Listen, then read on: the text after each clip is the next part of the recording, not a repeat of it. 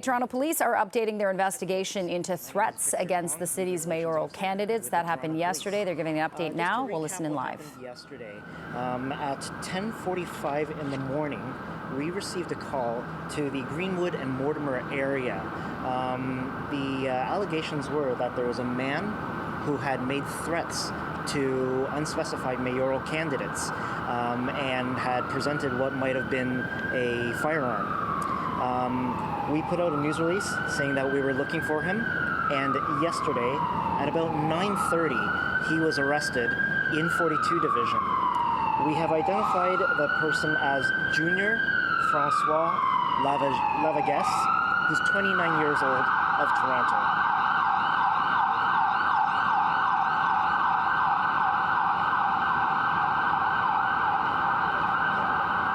So we have identified the man as a 29-year-old man of Toronto. His name is Junior Francois Lavagues. He did appear in court this morning at 10 a.m. at Toronto Regional Bail Court. Please understand that this is an ongoing investigation, so I might not be able to answer every single question that you have for me, but if you do have some questions, I might be able to go over some of that. I can give you some basic things that you might have, yeah? Where was he arrested for? Like, did you say he turned himself in? Yeah, so no, the question was where was he arrested? He was arrested in 42 Division at 9:30 p.m. I can't go into much more details about that, but the important part is that from the moment we knew about this up until his arrest, we worked effortlessly and tirelessly to make the arrest. And the actual place where he was uttering these threats, was this a campaign-related area or anything to do with that? Right. So the place that he was arrested at had no. Where he was I'm sorry. uttering the threat. Okay. So the place that he was that he made the alleged threats at, it doesn't have anything to do specifically with the mayoral candidates. But I will not be going further into that because, as you may be able to appreciate, this is the place that two of our witnesses are at. So we won't be divulging where exactly these were made. Were there online threats that are potentially connected to the local threats that were made at that location? Right, so connected to, the question was, are there online threats that were made? We are investigating. We have been made aware. We are investigating. At this time, that is going to be a separate investigation, to which I can say that we do believe it is the same person responsible for.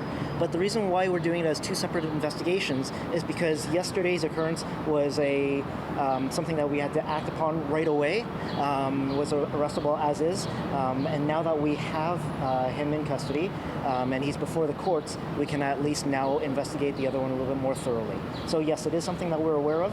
We believe it's the same person, but the investigation is ongoing onto the online threats. Was it just a blanket threat to all mayoral candidates, or were there any specific candidates? Yeah, so the question was this a blanket threat? To the best of our knowledge and to everything that we've received from witness, it is a blanket threat. There was no threat specifically to one mayoral candidate over another, but once we did know about this, we put out a news release about 3:30 last night, followed very quickly by an email to all mayoral candidates who had their names in. Following up on that, how soon were police notifying mayoral candidates?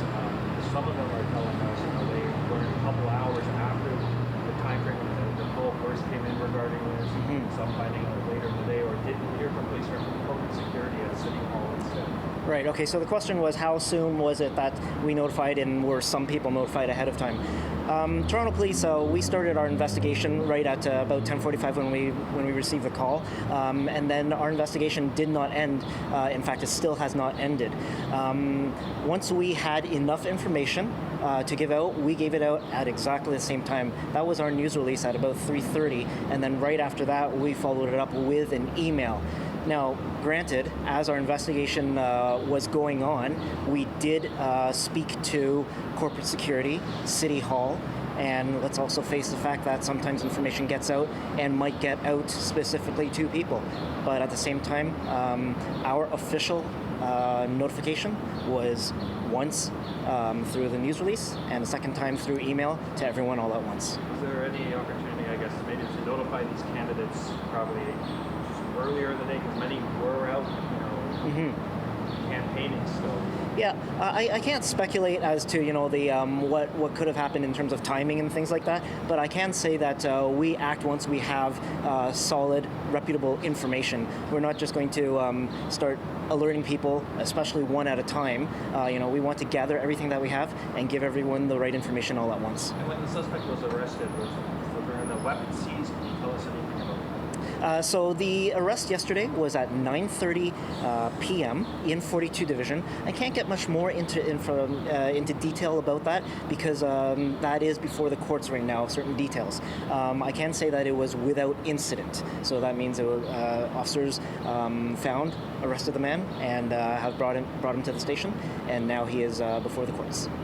Did this seem like it was just like a blanket threat to mayoral candidates, or was there somebody else involved in the threats too? Like just hypothetically saying, I'm going to do this to this person, and this person, or did it seem like it was actually specifically targeted at mayoral candidates? So the information that we have received is that it was the threats that were made were specifically to mayoral candidates, not one specifically, but a blanket one. It was also followed up by, and which is why you see in the charges, he had presented what is believed to be a firearm in showing or in backing up his threat. That we are investigating, and that part is before the courts.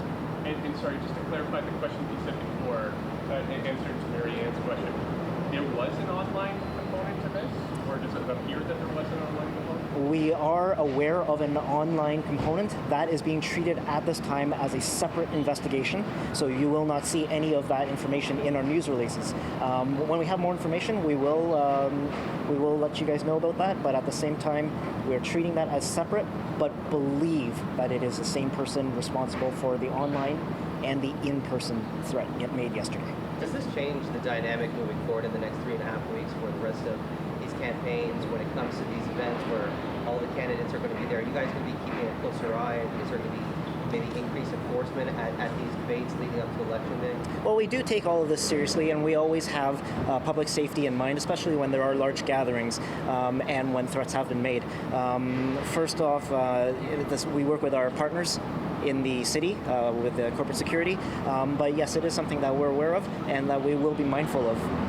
Are you concerned at all about maybe copycats? People will see this kind of activity and behavior and they think, oh, maybe I might try that as well? The question was whether or not we're worried about if there's copycats or whether someone will actually try this. I can't speculate as to what someone might do, but it is something that we are apprised of. That obviously there was this threat, the online threat that we're also investigating. It is something that we will keep in mind. What kind of threshold do you look at when it comes to threats like this to actually determine if it's just trying to spook somebody off of their campaign? Yeah, so I can't speak specifically for this case, as it is before the courts, and all of that will be part of the evidence. What I can say is that with everything that we do, we will continuously assess, reassess.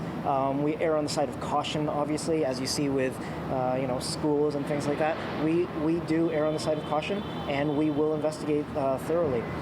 Yesterday, there came a point where we believed that we had to put out a news release and notify everyone officially, and that was following even the initial investigation of just the reports. I can take maybe a question more. I'm just wondering, but just the idea of threats to the democratic process, is this something that you know of being like occurring in other campaigns in Toronto? Recent campaigns, I guess you should say. I don't have that information with me, but it is something that the Toronto Police will be there to make sure that the public safety and the proper process is carried out. Okay? Thank you very much. We did put out a news release this morning with the details spelling in court. If you have any other questions, I can answer you guys one-on-one. Okay? Thank you very much for coming. Okay, we just got an update from a police officer outside police headquarters about the threats made against mayoral candidates yesterday. They've identified the suspect as 29-year-old Junior Francois Levesque. He was arrested at 9:30 p.m. in 42 Division without incident. They can't say much about where he made those alleged threats because two of the witnesses are still residing there. But they're also investigating to see if online threats made are connected to the suspect.